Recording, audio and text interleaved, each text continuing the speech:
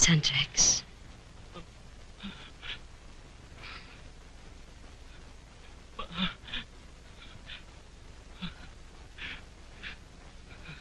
Sandrex. Ikaw nang bahala sa mga kapatid mo. Ma...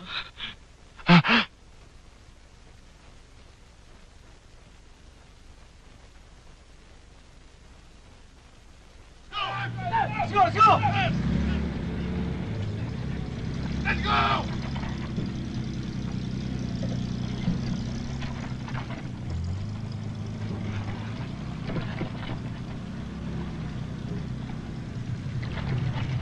Sandrex! Halika nga rito. Walang yakang bata ka. Papatayin mo ako sa nerbiyos. Madaling araw na. Nandito ka pa. Hoy! Teka! Sige kayo dyan!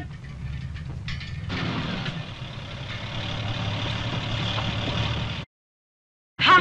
Ma, okay lang naman ako. Wala akong sugat. Uminom ka, no?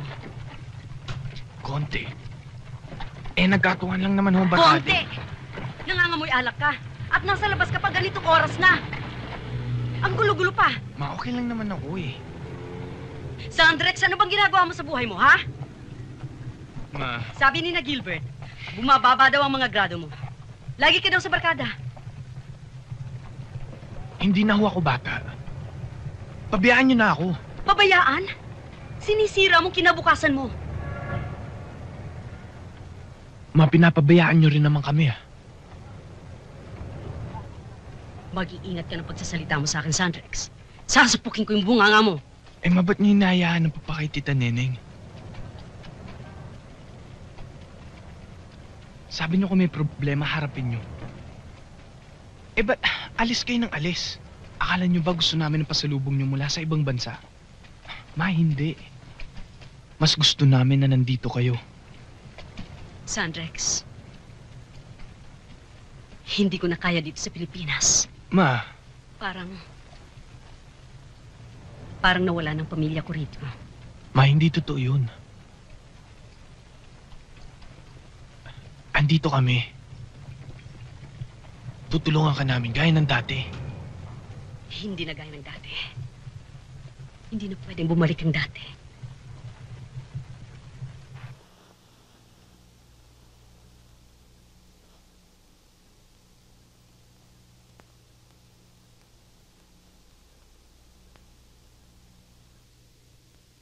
Huli na para magsisihan pa tayo kung sinong tama, kung sinong mali. Ang gusto ko na lang,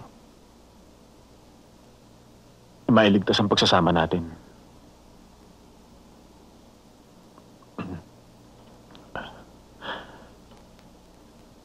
Naghiwalay na kami ni Denise.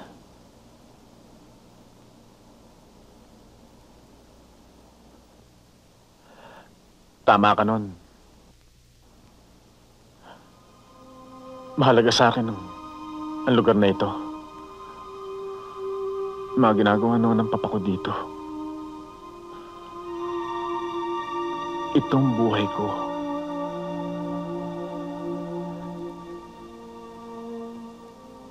Kaya masakit sa akin na kahit anuman ang gawin ko hindi ako magustuhan ng mga tao dito. Lagi na lang mali ang pakikitungo ko sa kanila. Ngayon wala naman akong gustong gawin kundi ang mailigtas sila.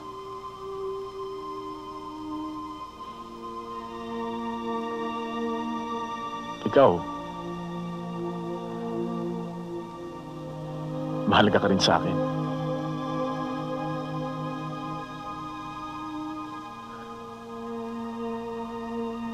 Dinala kita rito sa Talisid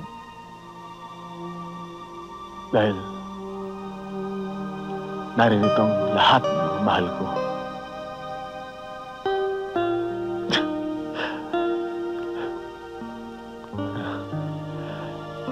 Kung aminin ko rin sa iyong katotohanan, sasabihin kong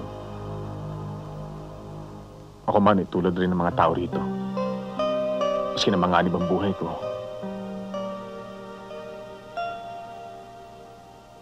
ayoko pa rin iwan ang lugar na ito.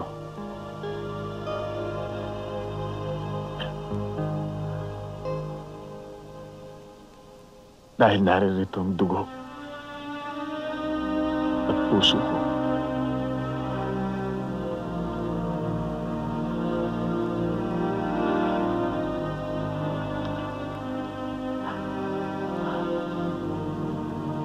Huwag mo akong iwan, Beatrice.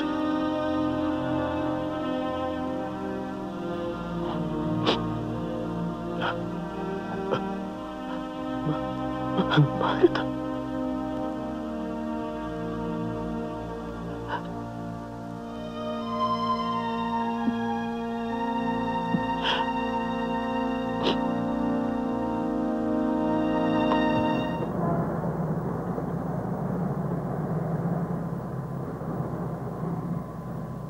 Hello? Ito po bang Metropolitan Condominium? Pwede ho ba makausap si Miss Montes? Bessie Montes ho? Wala ko siya dito eh. Pupunta lang yung si Parker. Alam po ba niyo kung saan parlor siya nagpunta? Pero Dennis, bago pa lang tayo nagkakilala eh. Paano ka nakakasiguro na mahal mo ko? Helen, tayo lang naman makapagsasabi kung talagang mahal natin ang isang tao, di ba? Isa talaga naman minahal na kita nung una pa lamang kita makita nun eh. Sa hotel namin. Kasalanan ko ba yun? At saka kung hindi ba naman talagang may electricity tayo sa isa't isa? Ang laki-laki ng Maynila. Bakit pa tayo nagkasabay sa bus nung minsan pauwi tayong pareho? Pero Dennis, hindi mo pa alam kung sino ako. Ikaw si Helen. Hindi ko pa rin alam kung sino ka. Ako si Dennis. Puro ka namang kalokohan eh.